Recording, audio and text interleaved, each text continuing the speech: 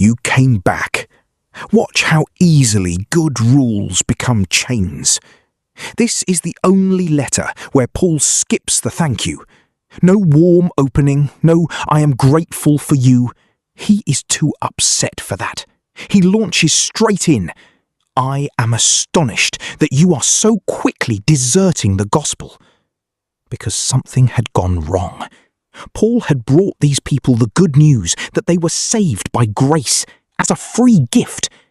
And after he left, other teachers came in and said, grace is nice, but you also need to keep all these rules to really be accepted by God.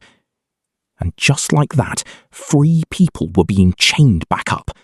So Paul writes the most passionate defense of freedom in the Bible. This is Galatians, the fight for your freedom. Here is the question Galatians is fighting over, and it is the question underneath most religious exhaustion. Do you have to earn God's acceptance? It feels right, does it not? Perform well enough, keep enough rules, be good enough, and eventually you will measure up and God will accept you. So you climb, rung after rung, trying harder, doing more, hoping today you finally did enough. But the white point never gets closer, because the ladder does not reach. No one has ever climbed high enough. You just exhaust yourself, never arrive, and either burn out or get proud.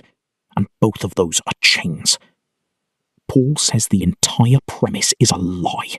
You were never meant to climb up to God at all, and the moment you try, you have traded the gospel for a prison.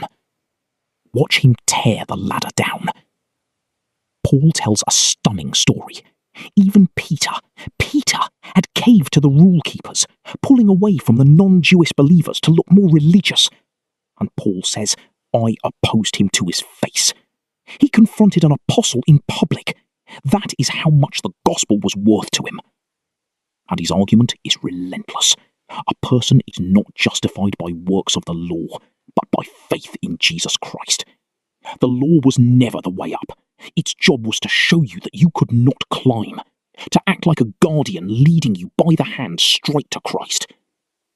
So the ladder shatters, and in its place one thing stands, the cross. And then Paul says the most personal sentence in the letter. I have been crucified with Christ. I no longer live, but Christ lives in me. The life I now live, I live by faith in the Son of God, who loved me and gave himself for me. That is the whole shift. It is not your performance for God. It is Christ's life in you. The pressure is off. And so he says it plainly. It is for freedom that Christ has set you free. Stop letting people chain you back up. But freedom is not doing whatever you want. Here is the beautiful part. Instead of rules forced on you from the outside, the Spirit grows fruit inside you. Love, joy, peace, patience, kindness, goodness, faithfulness, gentleness, self-control. You do not manufacture that by trying harder. It grows from the inside as Christ lives in you. Here is the turn, and it might lift a weight off you that you have carried your whole life. You are already accepted, fully, right now.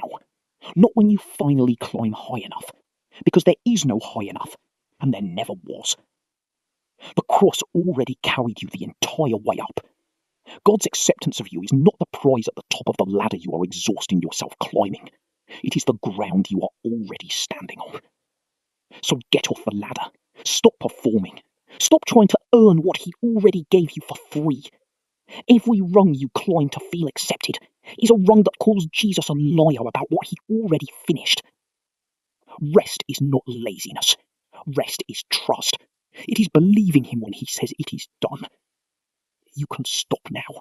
You were free the whole time. There is a thread. The chains in this letter, the impossible weight of trying to keep every rule perfectly to earn God's love. Only one thing could ever break them. Paul says it with one of the most shocking sentences in the Bible. Christ redeemed us from the curse of the law by becoming a curse for us.